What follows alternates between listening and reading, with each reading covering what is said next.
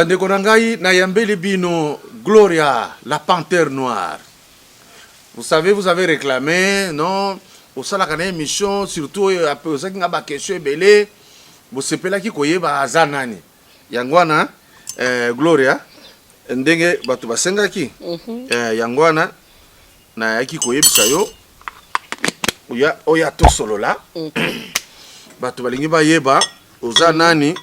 Mobino bo umela kate ko sala ka boye nzoko no za tuti intéressant ba yebisa que ozape elongi na bango muke ah non balobi muke te muke te o eza beauté congolaise nulle part ba tout non mbunzu te et puis langage amba exacté. Je suis 100% congolais. Batu ba comme très allergique so le bika tuti. Non parce que ça va tout mabe.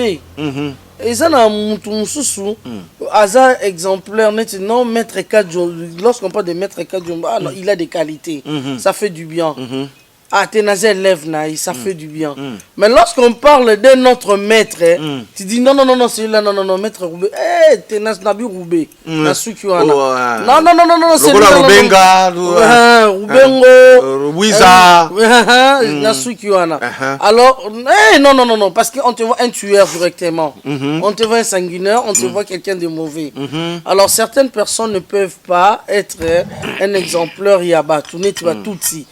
Et de la rose à l'exemplaire de la nation sous soutien oh non toi tu non t'es na boto la combiner na ma casse non c'est leur façon d'être donc personne aidez-moi priez-vous m'aider avec la cuillère oui merci beaucoup donc leur façon d'agir nde oboyi ata ilongino eza la kola bango ata soki nzamba bia bandi mokili ata on a réclamé oui non Seigneur on ne fait pas ça. Non, je préfère être malawite. Malawite, hein? Oui.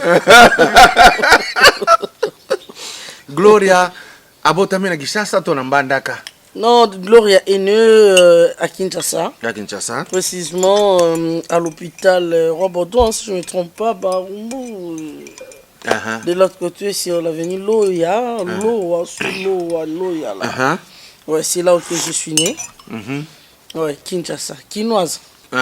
100% quinoise. Mais tu n'as pas honte lorsqu'on dit les quinoises ont de sales manières. Non. Même si tu fais l'exception, ça ne te fait pas mal. Bon, en fait, c'est que vrai, ça fait mal parce que je suis quinoise. Mais en réalité, ça fait plaisir aussi d'être quinoise. Pourquoi? Parce que ceux-là qui nous ont rendu ces... donc, mauvais service. Exactement. Non, même pas le mauvais service. Ceux-là qui nous ont rendu... nous ba comme si on a niveau oh bango balingi kokoma o ba finga rabiso bango nde baza babe parce que baza salité na bonde ba chebiso ango donc o apprendre moi na koloba bêtise moi na mo ba bêtise beaucoup mo finga ye donc c'est que yo mutuza donc là c'est parti de certains parents oyo pour atteindre moi yo zoba ça là bon tout fino ou bien avec moi si en présence ya bana ou bien zanani nani ayebisa kibino que beaucoup mandenge wana non on a mutabebi siki nezali ba parenté ils ont l'état congolais oui l'état congolais parce que irresponsabilité à ba parents ne sali que bana ba se révolter irresponsabilité à ba parents ne sali ba commis trop vulgaire bango ba zo participer na gestion ya ménage exactement ayana sachet exactement parents ne se pas dire un mot ou éduquer son enfant parce que l'enfant sait pas commis parent nandaku. Et moi na erazo ya na sachet maman bloko wango na bolamba papa ne sait pas dire non parce que il est obligé oui azo zela kaka bloko wana pe aliango alors et où tu wapi et outi et pas il y a l'état congolais donc à rendre le parent irresponsable à bomi merce société ya quinois. Et en particulier, beaucoup plus en général dans le Congo. Tokozonga dans la place, il y a l'État congolais. Ici, je voudrais Natuna Sikoyo. Panthère, oui. Mais comme Moussousou, Oya Elengi. Tango Bazoko, Baboy Bako, Baningani. Congo Perbie. Azamuto pas Iboye. Vraiment. Voilà. Je suis Boyi Kansiko Gloria. Yangwana Nobaki Ozaris. Ah non, il faut le film Yuri Boyka. Oh non, même pas. Non, c'est lui même d'accord comme on a vu sur Boyka. Oui, peut-être. Bien, Boyka. Tu connais le nom de Boyka? Bon, comment Boyka lingi kolobani? On a dialecte à papa parce que mon papa a ça en Équateur et là si papa m'a pas ça. Ben en fait il n'a jamais été si jumeau mais je me demandais pourquoi après c'est comment papa m'a pas ça. Je sais pas, là c'est leur maman. Bina papa na bango. Mais ça signifie papa m'a pas ça. Yepe kombo na ezaki Boyka. Oui, Boyka Bo Imanda Arsène. Bino boa blague hein. Boa ba mongo hein. Non, on est Batwabiko Robe Konda donc oui Batomba. Bosaka ba kombo moko Boyka. Boare, Bopiri, Mbunjaro Kenge. Ah non. Malu Saborumbu. Mais je préfère ça que la langue. Ah, les Boussanga, pardon. Moi, je préfère ça. C'est ma bouche là qui va me tuer. Alors, est-ce qu'on t'a déjà expliqué que Buno Batomba boit banane? Ben. Wana otuna kate. Otuna koza banane nebika tuza Batomba ici là bangala ici là. Et maman est pas à Mungala? Non, malheureusement ma maman. Bon, pas malheureusement, heureusement, il y a ça de l'autre côté du Bandounou. Il y a ça Mungongo, il y a. Comment on l'appelle? Ah, Mboka Bongo, ça m'a échappé. Donc, Azam Mungongo, bref. Oui, Azam Mungongo. Alors maintenant, tu es plus papa ou maman? Bon, nous, on est du patriarcat. Hein? Bon, le bien, moi, dans le Lendo. Non, on est des patriarcat, mais j'aime beaucoup, j'adore ma mère, je l'aime beaucoup. Elle est vivante? Non, malheureusement. Papa? Ben, papa aussi, malheureusement. Ah, bah, Kenda, hein? Ils ont démissionné avant. Donc là, tu étais tout jeune? Ouais, toute petite, vraiment toute petite. Donc, disons, malgré leurs absences, ils ont été responsables. Bah, et ils sont quelque part responsables jusqu'aujourd'hui malgré leur absence. Donc, tu es chez toi? Oui, je suis chez moi, bien sûr. Mon père a préparé les terrains. Donc, ça permet que nous, ces enfants, Totanga, parce que je suis la cadette de ma famille. Caprice. Je suis la cadette de ma famille, on est 6 là, des garçons, 4 filles. Alors je suis la cadette. Buisson surtout aux Ngolou, Rotanga, ma classe et à l'Icolo, peut aussi ici. Alors là, Otanga wapi? Moi je finis à l'UFASIC. Ah, Yangwana Nazoka ba diction parce que c'est comme j'avais dit l'autre fois, mon professeur Kitima, lui il venait nous enseigner à la faculté de droit. J'ai étudié aussi avec son fils Igor Kitima. Ah, c'est vrai. Hein? Oui. Il y a ba diction Anna. Donc bino ba tu as facile pour profiter yango hein. Ah, ça c'est bien. Ça c'est la rhétorique et puis la formation là. Ah, c'est vrai hein. Ouais. Alors maintenant là au dessiné vino ndengene. Tu es passé par la chronique musicale pour venir vers la chronique politique? Ou bien, qu'est-ce qui est arrivé après tes études? Bon, en fait, d'abord, ça a été difficile pour choisir. Moi, vraiment, ma vocation, j'ai été depuis l'enfance, je disais que je serais journaliste. Parce que ma maman était aussi. Alors, là, c'est l'héritage de ma mère. Yeah. Ma tante je me disait que non, voilà, tu ne devrais pas faire le journalisme pour aller seulement rencontrer des musiciens, etc. Je lui avais promis, je lui ai dit non. Là, vraiment, comptez sur moi. La musique, bon, c'est une passion, mais ça ne m'intéresse pas du tout. Moi, je vais faire je vais rendre un bon service à la nation. Ce que je vais faire. Et il était là, lorsque je lui ai répondu comme ça, un bon service à la nation avant dit Kimia. Formulaire na Unikin, il y a relation internationale. Et je profite de saluer mon ami qui était partagé pour moi, Patricia Ndibiki. Et Et comme il rentrait presque une veille à rentrée académique, na boy. Na bi non. J'ai pas aimé ça. Na ça la communication. Bah forcé, donc c'est presque la famille me disait non, tu devrais faire même le droit. Bah somi sous deuxième formulaire. Na boy. Na bi soki bo somelinga ya communication te sorry. Là désolé. Et le cours a déjà rentré académique ils ont acquis il faut aussi que donc pas bon unique programme les alaki déjà la faculté mususu ils ont acquis et ils acquis impossible ba sombelanga ya communication ne ba que sombelanga il y a Ifasik Marie-Belle, la grande sœur Marie-Belle Bokulaka, c'est elle qui était partie acheter aussi pour moi, je me rappelle à l'époque. Il y a Sombelinga, grande sœur à quartier, na cité verte ici. Il y a Sombelinga formulaire à remettre en haut par grand frère Nanga, bah il y a vraiment dans qui aux anges. Donc ça la test à du bosso parce que qui test écrit na oral. Tout ça lui a testé en tout cas. Et Nabima qui 11e nom parmi le 1000 et quelques là. Parce que Zaki selon ordre alphabétique, mais selon ma point. Nengue et Bizarre. Là, tu étais performante. Ouais, en tout cas, il a CP là qui même la famille. Ouais, voilà. On a vraiment 11e nom. Il a va repartir, lui à jour un père, etc. Neto Banaki. Le temps, tout autant en classe. Na comment qui ambitieux, comment qui changer, na comment qui déterminé, na bi non. Vu maramo tozo yoka et tozo mona na mboka, moi vraiment je dois travailler pour la nation congolaise.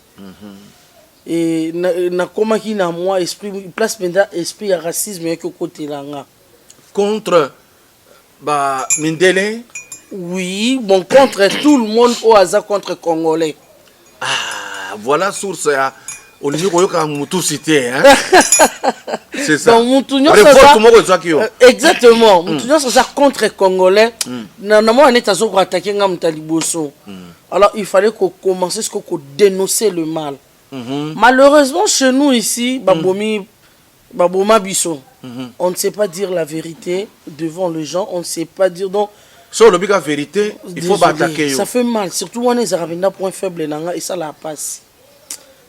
Totangi pamba parce que et l'autre totangi on déconne surtout ça le journalisme a de quoi je parle donc on est là bakangi biso ba bande zaminoko bolo baté beaucoup dénoncer le mal té donc beaucoup ici mabe malamu komi mabe vous partez dans le reportage aujourd'hui mutuana bomoni ke mambazo ça les amabe au lebo condamné boye bo sali papier na yo sali chapeau na yo bongisi na journaliste oui donc balobi eza ligne éditoriale na biso o ko attaquer te surtout à maison biso na yeto zalara bien mais la personne zo sala mabe bino ne bo zalara bien to comme ça donc mais zo boma Congo oui tout ça à cause d'argent ba pe sinon moi quelque chose so pour sali mabe prochainement ba benga na bango yo te donc ozangi pe mbongo nde précis ko ndenge ezali ndenge koma lelo.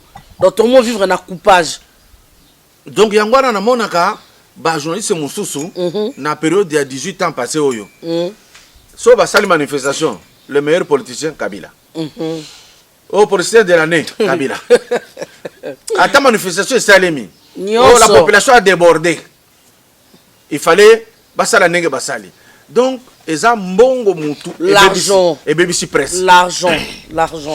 Donc, mais s'il vous plaît, permettez, il y a certains aussi, il y a certaines personnes aussi, toza na vision moko, idéologie moko, bazali ti lelo na presse, andima kufani mobola, mais aloba. Parce que à rappel oloba soute pour azobanga liwa. OK. Donc aboy ne mbongo mais aboy ne pe koloba obanga liwa. Il y en a je salue mon directeur Charles Dimanja Wembi, là où il est. Charles Dimanja. Il est à Lumbashi? Oui. Ouais, j'étais avec lui. Il est chef na TV Kyondo. Oui. Il y a un ancien gouverneur de la Banque Massango. Ouais. Bazalaki, Yazaki adjoint, il y a porte-parole chef de l'État, Kasongo Yamba Yamba. Et j'ai parlé avec tous deux. Tous ceux-là pour que mes émissions commencent à passer de l'autre côté. Bon, tu as parce que la Senga Kimbongo. koloba te nga pesa coupage ezaki droit à diffusion non na logique des choses ndenge na yambi invité fonga na pesa yo quelque chose voilà na logique des choses ndenge yo yambi nga bo il faut pesa nga voilà mais c'est que comme biso ba journaliste toze la invité nda pesa biso donc autant la pe invité ni no go yamba ozobanga ko bengisa Chole, to pasteur qui peut sauter, aux autres, la moutou, dans ce ministre. Et puis, moi, on posait ma question des fois exacte. Exact. Donc, on a posé ma question, Oyo, et qu'on s'est payé, ça qu'on répondre, ouais, j'ai été gang à la télévision, j'ai bien répondu à la fin. Donc, là, tu as un bon, aux enveloppes pas bien.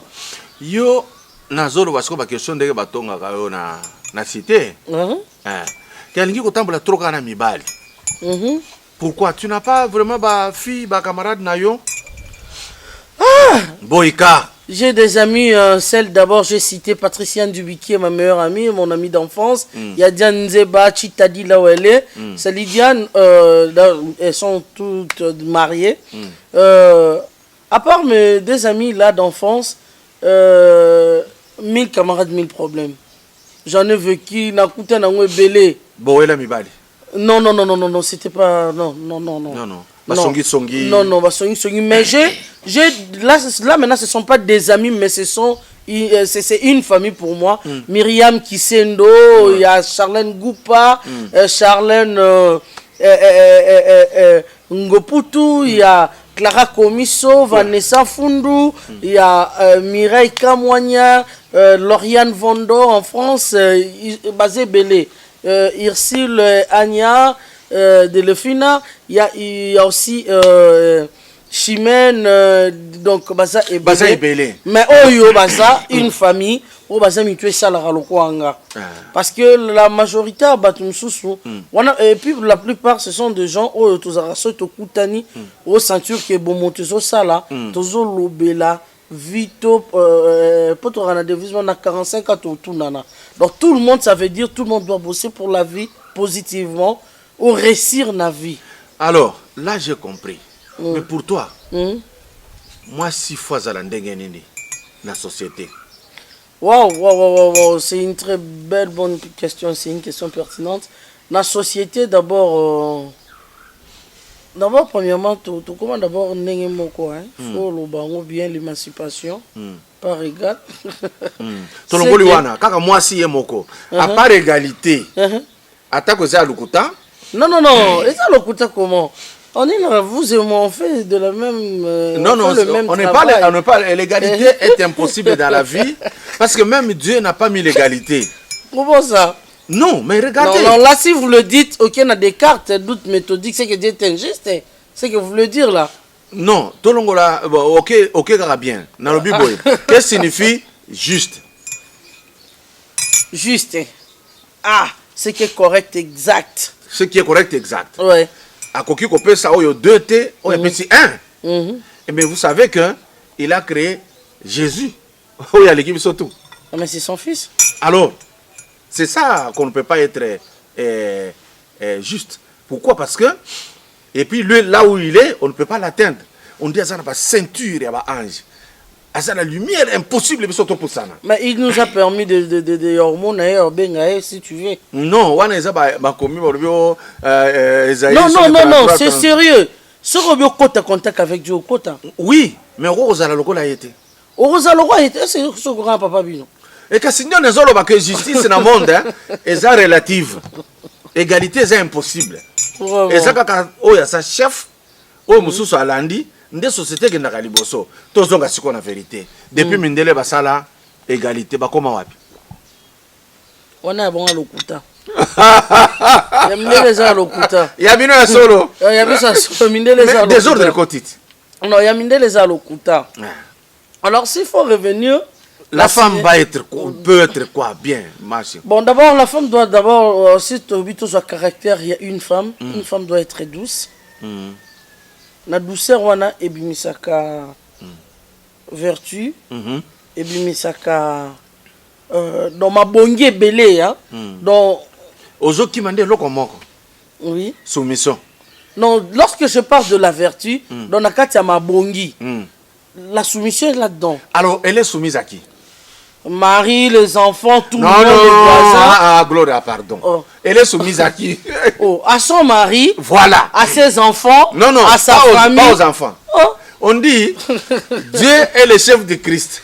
Non, là, maintenant, est vous le êtes chef de égoïste. tout homme. Hein, vous êtes égoïste. Je t'ai dit ici. Ah. Papa, il y a quoi vous même sur place, que il n'y a pas l'égalité au monde. Et ça, par notion, donc moi, je dirais, le diable a mis la confusion dans la société. Harmonie aux alaki, moi, si la mobile, et comme on koufa. Tu comprends ça? Comment c'est qu'on koufa? Dans une société, lorsqu'il n'y a pas un chef, et comme à jungle, à Tayomoko, lorsque maman, tu sentais que ta maman était maman comment? Ce qui a grondé, ce qui a zaté, vous allez bêter dans Daku, vous sentez qu'il faut Azala. Parfois, il y a un et l'autre côté, mais vous sentez. Donc, vraiment. Ce qui papa a menacé yo. Qui menace maman? Ah, tu vois, c'est-à-dire, cette soumission-là, tout ce qu'on va confondre en esclavagisme, domination sauvage. Ah, ouais, aux chefs, il y a chaîne à la télévision, n'est-ce pas? Quand tu donnes ligne de conduite, il faut baser la soumise. Voilà. Alors, maintenant, parce qu'on a parlé de la femme, au péché, la qualité, et tout ça. Nanda kunayo, aux ana bonne thé. Azali. Azali. Cela veut dire comment on est paresseuse. Non, même pas. Au sala kamisala nda kuyomogo. Attendez, quand même, soyons sérieux. Donc, excusez-moi, c'est pas un tabou. Peut-être me sourd à moi. Je le fais moi-même. On a droit à ça, il a un soukola. Pour la nino boya kasu na yo, ba soukola ngona bonne na yo. Pesa conseil na ba si bazolanda. Vraiment. Exemple, on permettre bah ça la net bonaye musala. Je vais quitter chez moi depuis 7 heures malgré les embouteillages. Oui, de quitter 7 heures. Depuis 7 heures, je Nazaki n'attend l'ambato, j'entends ça de l'autre côté. Il y a Zobongisa. Mais à Robongisa, en souka, à limiter à Bongisa, une chambre à torchonner, tout salon, etc. Mais sous à moi, où ils ont cinglé, soutien, sous-vêtements, ngamo on a unika yango. Ngamo on a bien na quoi entretenir yango de façon que infection, qu'on éviter malade, tout pour couper ça y est, azape mutu. A aussi ma saleté nangate, saleté zate ceux qui zara masu batonité même mutu occupé. Je transpire, les autres soient cinglés, la carte les autres soient. Donc moi-même je dois l'entretenir. Très bien. Alors parce que tu dois l'entretenir et garder ma vertu na yo, hein? Ils ont gardé ma réflexe.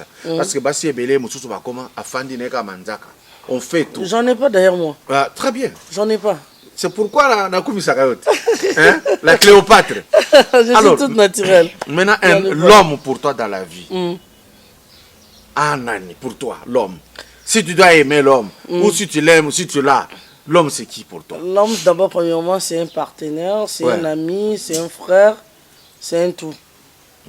Il peut même remplacer papa. Si papa n'est c'est pas un bon homme. Tout ça n'a bon thé. Mais alors si c'est un mauvais, comment est-ce qu'il peut remplacer mon père? Parce que mon père a été un bon. Lui, si il est un mauvais, à Rosana Cœur, il y a papa dans la tête. Bon, s'il est... C'est conditionnel. S'il est bon. Oui, s'il est bon. Encore remplacer papa. Oui. Mais normalement, Olingagambali pourquoi? Bon, en fait, d'abord, c'est naturel. C'est naturel, une femme doit être accompagnée d'un homme. C'est naturel. Quelque chose d'abord qui est naturel, là, ton rôle de commenter dans mon thé. Ouais. Mais on est tous obligés d'avoir un partenaire à côté. Pour l'encadrement. On a plusieurs raisons. Oui, encadrement bébélé, surtout. Mais c'est que tu n'aimes pas chez l'homme, Oyo Lingi. Tu n'aimes pas qu'à ça les la dictature. La dictature. Là, vraiment non. Arobi mané Ndumba, mais dictateur. Nouma, Zalara, moi, si tu aimes un peu, des fois, permettez-moi, la commande. Moi, si ceux qui osent un des troubles qui osent la vertu, d'abord, le vertu, englobé ni surtout. Osant la soumission, osant qui peut mon bal bien, tu l'aimes, tu donnes. Au moins, mon bal nous sous quoi? Au yébi au sentir que non, mon bal n'a pas attendre à tia qui n'a qui bouge. C'est un gars mon a bien dans la tia qui est enfilé. Ah oui, bouger. Ah, et bouger. C'est la parfum, Yangolo ringi ba dictateur te. Donc ça, il y a beaucoup il faut checker. Il faut checker le chemise, au fond, on vérifie on a checking. Il y a checker. Donc ça qui est déjà. Donc non, mais il y a les canettes, c'est checking. Donc nalati ke boye te etengami ata soko se soulager inga etengama bote inga bima bote donc oyo ya likamu susu okita na su opese moi kilote longa pantalon avant na kilote déjà ozotala déjà oyo te même odeur siko découvrir que autaki na terrain mususu osali nini maintenant c'est ça le problème ba mususu ko so à découvrir bongo motema na ye Eziki. Na teke boité. Etengami. Des insolentes, hein. Excusez-moi parce que bazala a pété ma câble. Et on balsco à l'ingrédient certains mibal à choc té. Brutal té. Donc boussos sont brutalisés. Donc on me baye na yeyo. Alors ce gars obéti kara. Tikaye azuben nae c'est qui normal m'a dormi mon colom sobi piégé l'histoire le couta créé ti kotaye na kati obimisa vérité ou bien au collection on peut ou bien teye kobi mais lobi roye ko la tenga makilo ndena la tisho ezonga normal so ok, arrivé ou quoi? Donc, il y a une inquiétude. Mais comment réagir? Comment? Donc, attaquer, écouter non, détruire les arts. Et puis la cuisine, les secrets à cuisine, il faut bien savoir préparer. Donc, entretien, on va lire. Donc, un peu ça. Mobali oyo afingaka yo na mobali oyo abetaka yo o préféré nini na mibale wana Moutouté boyka boni boyko sérieux donc ba bondelaka yo yo finga ngo considérer ngate obetanga poninga na mwana no yo so osali mabe sikoyo batiko kaka boye non na muntu na nazana bomuntu mbo osali mabe ngai je veux na ozonga na nzela et comme église mariage mais so ngape na seka box noté yebi mulanga zomba te pa paranga oyo obetanga poani yango na basi bokanisaka so babeti yo te pa na bino okoyepa na non azana conscience te yanga na bondela yo te ko bondela ngai te fandisa ngeta mutu zo ko éduquer nga peti wa chef à famille te yo chef ngo siko boni maere na yo chef ngo okonza tiens so parent o repesa conseil obeta te c'est vrai maintenant ouais yo monani baza kobeto na famille hein oza koyoka te makasi ça se voit parce que timba trop je suis en train de me dire soko sala ka droit lokola biso linga ko mandenge nini là vraiment la boya ka la boya droit la boya est-ce que ici yo la yo na vie na mbali moko linga yo akima yo pona logique oui ouais, je ne vais pas citer son nom. Non, ne cite pas. Mais Azaki, Azaki trop vulgaire. Vulgaire, hein? C'est quoi, Azaki, quand tu es trop. C'est bon. C'est bon débarras. Au salakinine, parce que yo a une stratégie. Au salakinine, yo sali que moutami kendele moko. D'abord, lorsque je parle de Azaki trop vulgaire, devant les gens, d'abord un homme doit être charismatique et puis voilà. Un comportement là donc moi c'est que j'ai appris moi d'abord même pas seulement moi si même mon bal mon chose donc oui exactement alors un ressource l'accès de bonne manière et non si tu pas dans un d'abord qui connaît tout. Mais yo so qui là bon ça il est allergique na remarque exactement des yeux lokola qui connaît tout au moment le sala devant les gens non pas bien mec qui terre à terre tu pourrais pas yo so les kisi yo so les bis bon et des fois j'évitais même mon temps ça va kene zelanga kuna yo rejoindre parce que là tu as souffert dans ta chair. Bon, heureusement peut tomber. Ah, d'accord. Heureusement. Parce que il y a Simba Vegate. Est-ce qu'il était déjà arrivé, au monde aux Zambinga, il était déjà arrivé à imposer ta force ici au Betumbai, Thomas? Lorsqu'il est tombé au col là, nous dans le quartier. Ah, c'est qui c'est que ça? Je ne sais pas son nom, mais il se connaît. C'est un cadre aujourd'hui dans la Banque Centrale. C'est un ami aussi d'enfance. C'est un directeur de la banque. C'est un nom. Mes amis d'enfance va yebi store loloba et yebo pa yebi de qui nazoloba nana ko bete mingi et puis malheureusement moi je dis que bon la force aussi nous les Bangala lorsqu'on grandissait c'est déconseillé, faut pas faire ça aux filles hein.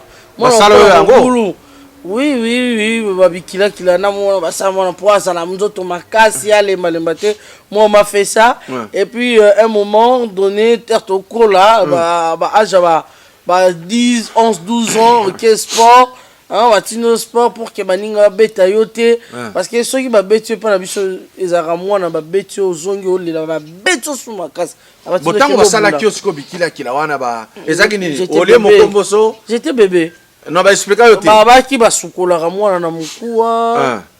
Basukolo na mukuwa, bazuma mukuwa na baso baniki batie poussière na biloko. Ne babara. Et le na mona ba changer stratégie na moment nango et pas ba nièce na nga nyonso ba neve ba botama. Ba commence à se mafuta mbila, ba bazumbila ba tuti mafuta wana bazu soki misisa moko boy bazo chawana. O ba ba nyonso tu ba kola mi bulu na famille. Donc chez nous les Bangala c'est comme ça. Donc mi boulot te que voilà basa mi tout ça mon boulot moi moi ça ko matande te azanentak.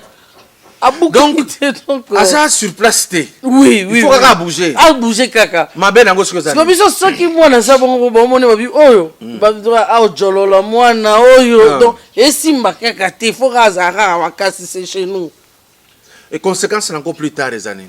Ben conséquences bon et ça non normal nga pona nga mona neti lelo bo même tante ata yo so me ki tante sa beto ba beta ka mibali ya jete ko serre te ko luke benga ina tomeka ah non koko na biso ko tout personnel azaki soki ya nako beta mibali o so razo bitumba bana ba bunda so razo coup de tête oza kao nde oyo na salelaka si mon épouse otuniye awebisa yo atunanga basala onini. Effectivement, je me suis dit peut-être que les parents ont beaucoup de secrets sur nous. Exactement. Attendez, nous allons sortir na betio. Ata ezu na mutu. Te nazo expliquer. Ata ezu awa. Il faut kende. Vraiment. Sikoyo batu bazali ko tala faso beta ka mutu wana. Yo moko kandenge nini? Ngamba na okelo kote. Vraiment. Soki yekaka Ok, alors, j'ai dans la prière, hein, je dis, Seigneur, la prière je te demande, aussi, la grâce, et puis... Parce que maman me disait, papa, nous avons bêta batuma bé. Nabi me ya zaki juge, c'est quoi ça bêta batundenge ni? Abino, tant qu'on sala musala na moni, hein? Akiti, l'intellectualisme aussi. Oui, ça façonne. Hein? Exactement. Donc si vous avez étudié, au moins, non trop barbare, trop vulgaire, non, quand même, non, ça n'a pas de sens. Il y a certaines choses, il faut que banaliser non. C'est très bien. Maintenant, aux amakasi na critique politique. Et ça, quand vous avez une facile, dis que vous tolérez, vous avez hein, apparemment. Bon, d'abord. Période de 18 ans, toleki. Vous avez une période noire. Très noire. Trop noire. Extrêmement noire, même, s'il faut le dire. Parce que je suis patriote. Je suis congolaise. D'abord, je remercie Dieu parce que je suis congolaise. Atindangana Congo étant que congolaise. Mais c'est que tout le monde devrait savoir. Chacun ou chacune de nous a une mission sur cette terre. On doit commencer par se poser des questions. Qui suis-je? Spirituellement, physiquement et moralement. Ouais. pour se comprendre. Pose-toi cette question. Qui suis-je? Et la deuxième question, que serais-je? Après tant. Après avoir qu'on s'est découvert qui je suis, maintenant que serais-je? Troisième, et que ferais-je? Pour la nation. Oui. Spirituellement, physiquement, moralement. Donc ça veut dire, chacun de nous a, ou chacune de nous a une mission. La société morale, je suis là. Mission dans Nazanani. Et c'est quoi ma mission? Que serais-je? Et que ferais-je pour ces gens, pour cette nation? Parce donc que je dois me comprendre. Tant que Zokoloba, Français Zoloba, Oyekolangona, à part la famille, école Yeko Bakisa. Ba instruire Yotolobi avec instruction, ils ont modéré leur comportement Nabiso. Exactement. Mais aujourd'hui, 18 ans au Seleki, ils ont un professeur autour de Kabila. Maintenant. Merci. Merci. L'autre fois, je dis ça. L'université nous a tous dessus parce que le père Alphonse Abé dit que je salue de moi. Un jour a écrit un livre parce que malgré tout ça, dans la culture autant à Penzate, mais il y aura souvent dans un livre, un roman de Natangaka. Alors le professeur Alphonse, le père Alphonse Abé dit a écrit un livre là. L'université nous a tous dessus. Comment ça, la théorie au la classe, la pratique na terrain et c'est l'eau comme côté. Prof. Le professeur, je éminent professeur, va apprendre biso ce que nous sommes aujourd'hui. Bah comme ba bête. Excusez-moi le terme. Ouais. Bah comme ba bête, bah comme ba abruti, c'est qu'il faut dire même. Comment est-ce que mon tour ngai j'ai étudié? Na roki ko gumamela. Mon toit tangi même à ta diplôme d'état. Attendez, est-ce que je suis normal moi? Nazo gumba mele na nini? Après ça rambongoti. Non, attendez, yo mon resano machine en bon. Parce que j'ai étudié. Hein? Je sais comment gagner de l'argent. Mais celui-là peut-être apprendre yango. Pour ceux qui ont fait le basali marketing, bah yebi comment gagner de l'argent. Mon toit sali un ingénieur ou bien mon toit sali électronique Tony Nabike na ko réparer dans même na produire mbongo. À produire mbongo. Ndambo apesi l'état. Exactement. Ndambo alé moko. Exactement. Oya apesi l'état za lokola likelemba. Un jour vieux ba kozongisele yango. Kozongisele yango. Naïebisko, mais nazo ke gumba mélène abrutu. Comment ça? Bon, vous les femmes, hein, parce que tu as parlé de l'égalité, aujourd'hui nous avons chef de l'Assemblée nationale, c'est une dame. Et encore de surcroît et à Équateur. À sa deuxième personnalité en Bokoyo. Mais à Gumbe Malaka Joseph. Ah! Naora mawa, bon. Na eza ba basi mususu ngai. Na lobara photo la data modèle na bango basé belé ba Joséphine Guidji Wanja baza comment la nani Simone de Beauvoir baza limwe belé fokolanda Maman Antoinette Mobutu ouais. Baza ebelé atika ba evra wa oui et puis to bomi ango aussi et comment ici aussi ezali le camp des aveugles les awa. Donc, article, oh, bah, dans le on peut être mon article, on gagne la honte, c'est la publicité. Rien. Publicité. Il y a fait ça, population. Et ça, il y a été qu'il y a contrôler Zumbon. Tout, bah, famille, on reçoit un 10%. Donc, baza ebele, oh, bah, modèle, autorité, Kolanda, à suivre. Mais mon tour, c'est un modèle, malgré ça, une femme à décevoir. Elle vous a déçu, hein, complètement. Si, personnellement. Personnellement, d'ailleurs, dans ces pays-là, Erazora et Bungana. Que maintenant, une femme. À Kolakisa. La Monaki n'a vu bon. Le Kola. Netingamo, le futur président de RDC. Je suis là. Dans le Baki, la dame Ellen Johnson. Il y a Libéria. Oui, il y a Libéria. Il y a Assali Moussala. Oui. À Silici. Accueilli. Donc, et comment qui a continué à être? Donc, vous voyez, il faut faire du bien. Et surtout, une dame, lorsque place moi si Azali, il faut monter ma père, bon maman et Salarandam. On sent que Azali est un refuge. Oui. Il faut que je rentre. Donc, il faut aux années tu juges. Voilà. Aux alatés gagner pour Oyo, non. Donc, tu as vu que l'Assemblée nationale fait. Donc, ceux qui ont lobby. kuna toza rare résultat sukande kuna mais kuna botala baloba kutu te on préfère même pas kutu baloba kutu ndete parce que ya malonga ebima te donc vous voyez donc tomo boye ya malonga kuna ezate on préfère même pas ebima kutu te. Je respecte mon oncle Henri Thomas Lokondo. Si une minute on va dissoudre ensemble parce que Henri Thomas Lokondo. Mais Lokondo depuis alors baka idée bien mais babo ya kango kaka. Mais oui, mais pour nini ya longo était na FCC ango. Non, attendez. Il faut ce que oyeba Yangi Souroche. Ya Yangi Souroche dans quel sens? Au coquille jamais tu peux bêta jamais. Babenga kango. Politique qui a siège vide hein. Il faut infiltrer mon nguna poyeba. Tisuka. Pour ceux qui bokoti bangote, tokoyeba pete nino le kanaka kuna. Donc il faut okota bango pour koyeba nino yo ezaka kuna. So tu comprendre bien, Henri Lokondo a fait sa position à la population, mais la population doit comprendre. Et ça message. Net on a fait sa message fort, mais personne ne comprend. Bazotalaka mbongo bakenda kozwa na réunion après ce que tu vas piste alobi soki kaka bomeki kosala eloko nanga pe ko sina zuzwaki ide na onabi soki basali 2-3 mandats babi kaka député salaire comme $500 bomona parlement na ekotonda te ensemble na ta mutu tando to banda ko luka et puis même ata au candidat pas ça sous candidature te bakei parce que 3 kuna tu commences que tu as été papa quand tu m'as fait votre parcelle une très belle parcelle au préféré non au Kayango pour poser candidature. Est-ce que c'est normal? Non, aux gens n'ont pas bénéficier au gagner. Mais au coquille peut rater na monako ya kufana matete azwa banyongo batu.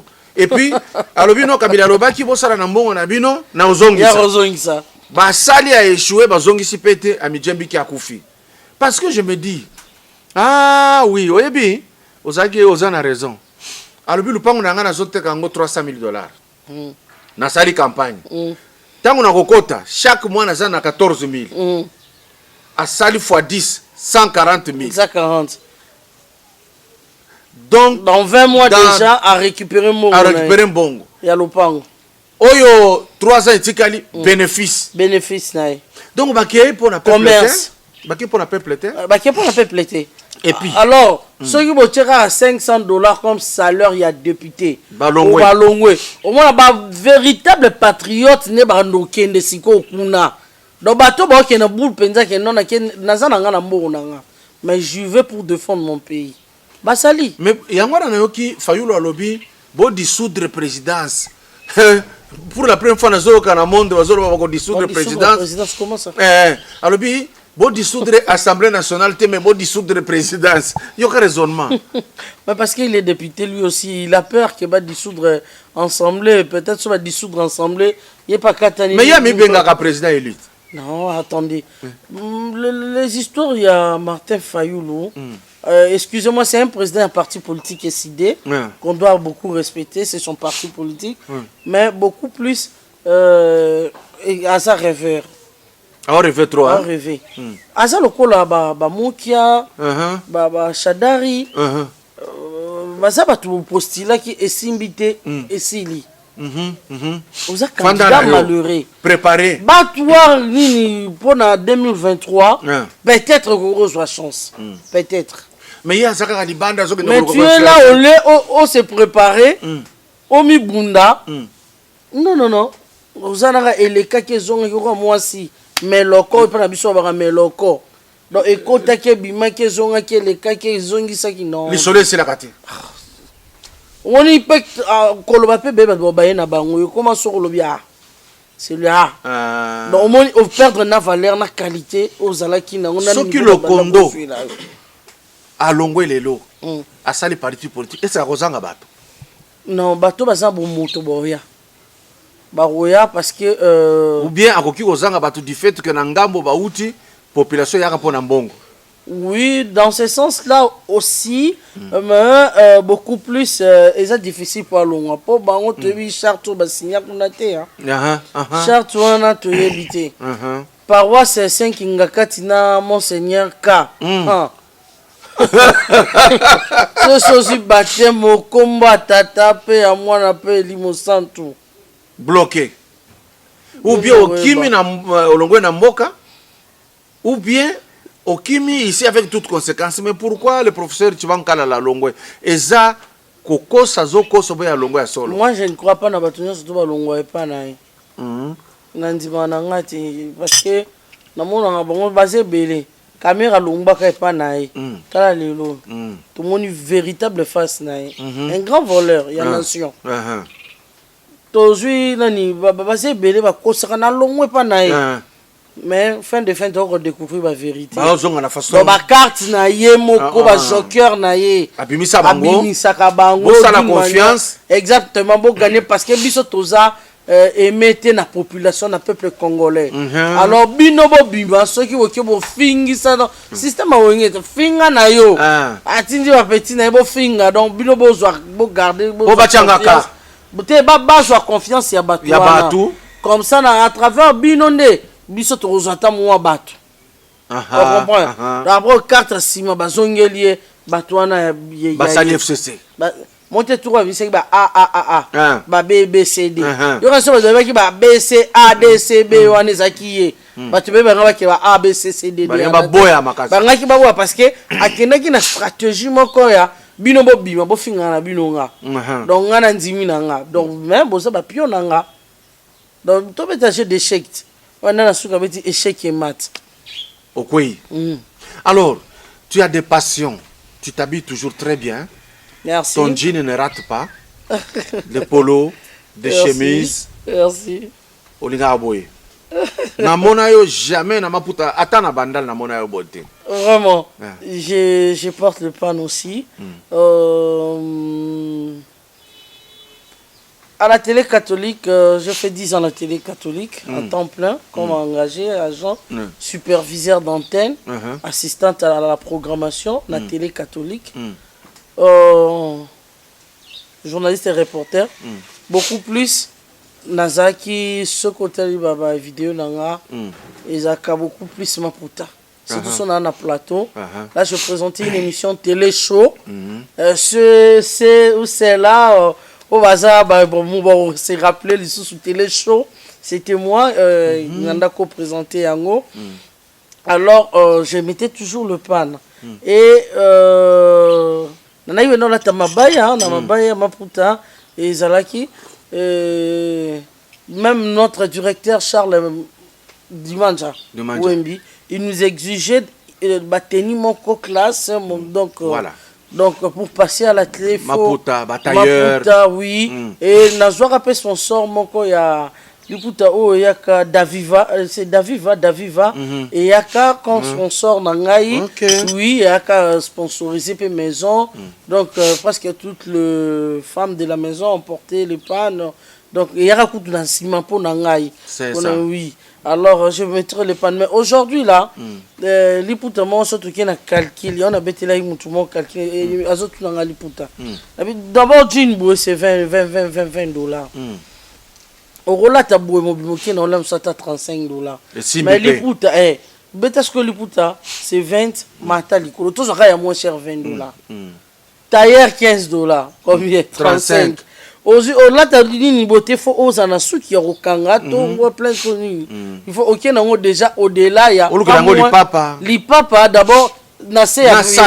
Moi, je paye 100 dollars. Donc, on est dans les 100. Or, na 100, au cours tu as 4 fois. Oui, ça as 3-4 jeans. Na 100 dollars. Donc, c'est beaucoup plus économique que. Liputa là tika monga so liputa monga na poko bandela lokola tolo so la liputa oyebi nzembo afali liputa vraiment olingaka ngo makasi mais na banzembo tout ya fali olinga nini wana humanisme wana humanisme kuna na kati ya lobi nini bon en fait na humanisme azoto bo moto ya moto ekero wapi azolela mais je ne crois pas que c'est toi donc na tie maboko na mutu na memi kilo ya sanya mapate ya nzungu te me bolingo mteche singa maboko na mutu parce que mutu na zakina et musicien préféré Waouh. Ah, attendez là, on est de la presse. Ici c'est la chanson. Si vous dites... Non, vous avez des goûts. Bien sûr, je suis humain. Bon, on a Longoli. Toi qui es de la Misia Kala. Bon, Misia Kala. Bon, Bakoufa. À King Kester, oui. Parce que King Kester, pourquoi? Parce que j'avais mon oncle, à l'époque, Nazaki Mouké, à Naochande, ma King Kester Mingi.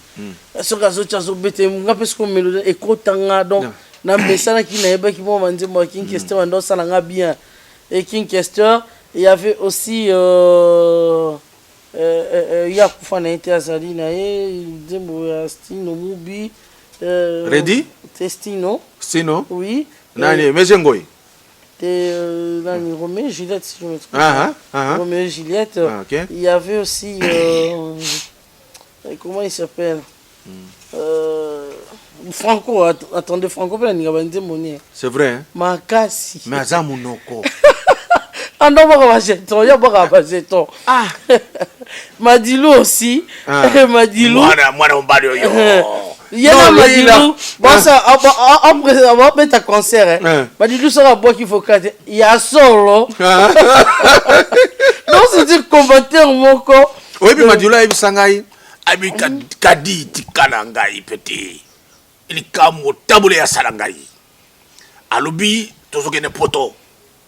Na zui mikanda na bandal na sadi valise na kekura na kingasani na rate avion te to komi na aéroport avion wana alobi bako benga kombo ya bato ngana koti na kati oyo ki kombo te akokende te na valise na ngai na mikanda na tarmac babandi ko benga kombo babengi basilisi bakoti na avion na tikali na valise petit aux oies choqués na kenda kinkole 3 jours naza ko mitu na mikanda ya bato il fallait la pesa ngota kia mukuta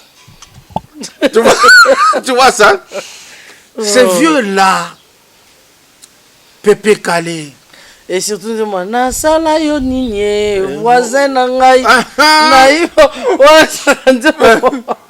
tu vois ça ça dit bateau na ba Madilou Pépé Calé Emene Aluambo Taboulé Docteur Diko Calé Jeff Bokele Isenge Madiata musique c'est qui nango hein.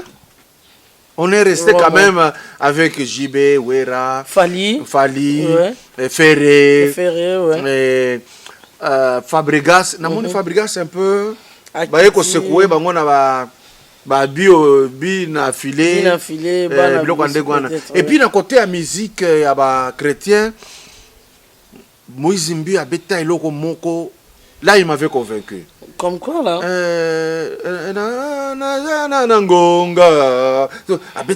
oui cet album là oui. C'est un album où Zaki récite mais sauf que Gega Bebisaki kasi de problème abeta eloko wana alongola kaso yo sentines mwende asalaka nango zambalola mutabandi benzo tangwa kitaka akitaka papa akitaka na kembo sotoka pata lazara sa soko ka pata lazara oui lazara zo seka so on a déjà dit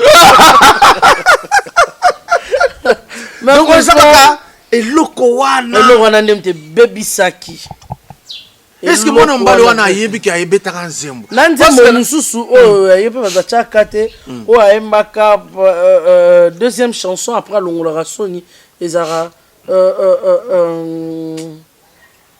bayaki na mawa bazongi nesengo parce qu'on a parti nous ça bazongi ne bengo et bengo oui je profite de ce Rachel Louyeta ma petite sœur Louyeta Atika je nana ko chonkate la petite ayusanga bi un jour abi ya chalito yoka bien nazwa casque na che bayaki na mawa bazongi ne bengo e bengo wana sinde na nyo bazongi na ngo. Donc banzembo na kitoko wana kaka ba incise wana donc bayaki na moi yemi bazongi ne sengo abanane ne sengo après na moi kota suka bayaki na mawa bazongi ne bengo asali ya mingi donc ebengo asali ya mingi nini anga malongo ebengo siko nani na tuna watu na vite peut-être je suis pas luba na tuna ba luba ebengo ezani o aigle te aigle za mukanku na ndeke wana babenga nga mukanku nga bakosanga o aigle o ayemba aigle nde bengo faux, ça n'existe pas. Ça n'existe pas. Voilà. Et bengo wana sikoyo nini. Donc vous voyez, vous essayez un peu de comprendre là. Mais c'était un album récit. Oyo a récit ça qui vraiment et puis malgré bande moné mususu ay manda ko yemba donc bande moné ça vraiment ça bien. Babeta oyo ya asala na ngonga babeta na ba boîte. Na kota babenganga tokoti boîte dansante babeti yango mais na chere na banini tout babina elokwana na esengo mama sors bon c'est ce que ça sors mutula mutufa bakisa Jésus la boîte ce que guerrier non c'est un problème alors boyka oui to solo lipe lokola na famille na bandeko tout bazota la biso ne vous étonnez pas qu'on ait parlé comme ça. Je suis en présence de ma jeune sœur nasi na yebisa yo que mokolo ça la film bato bakota la makasi ouais il faut y penser et que j'aurai des émissions comme ça avec d'autres gens to solo li la bonne humeur il n'y a pas que la politique otoko solo là boyebi quand même façon à raisonnaka na babisika boye na boye ainsi de suite oyebi abotama na barumbu boyebi ba parents ba kenda ba kufa atikala mais elle retient une chose que ba parents ba tangisa bango ba préparaka bango à la vie angwana lelo ananda kundaye bien azape na bato misala. Alors une femme comme ça nous demandons de la soutenir. Numéro na yo est nécessaire hein? Ouais. Pesa bango kasi. Plus 243 82 320 67. Plus 243 82 320 67. Bolobaka basi bachaka bino mibale tchaka bino na pembeni pour na activité baza ba injuste. Mengana kontana kabino no lobby soki mwasi atie candidature basi bozala ka ebele makasi koleka mibali me bovotaka pona mwasi te. Ça dit c'est votre propre faute. Tokoya ko sola makambo un jour na ko bengisa la panthère noire akozala wana na kolinga tang mususu na couple ye na une autre dame. Toko ka ko discuter. Au besoin j'aimerais peut-être na benga maman ya mukolo tosta la débat. Ba yeba entre les jeunes na ba vieilles. Banani penza ba bebisi mboka oyo. Mais du côté des femmes, vous voyez Mabunda, elle est là, elle est déçoit. Il fallait à ça la yero komoko et les kamibali tout est dirigeant Assemblée nationale. Mais yewana akwei. Et son total na kinga kati baso bakenda kuna ayebi ke réunion bazo sala e ko mboka mais elle est là. Or tango mboka ko takata problème. Basi nde basufraka koleka mibali. Conscience na bino sala. Portez-vous bien. Ba tuna ngai nyoso ba abonné. Pesa bango mbote. Merci, coucou, salut à vous. Papa Kadiombo, il y a un vieux là qui a un peu son papa Jean Kapinga Kabamba la Belgique. Oui, Papa Kadiombo, salut à vous. Marie-Claire Chango, tout le monde, le grand Tshisekedi Tendre Mountebasenga, mon vieux Varzino, le grand Koundapa. Salut, coucou à vous.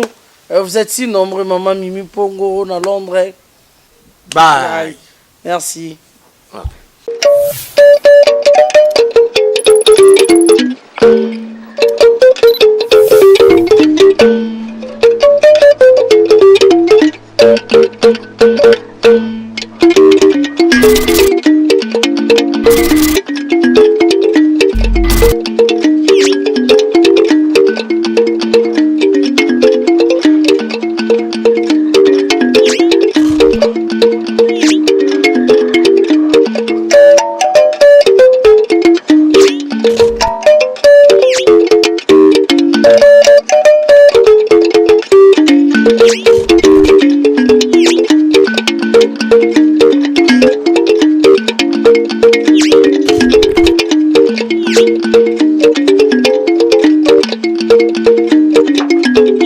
Merci.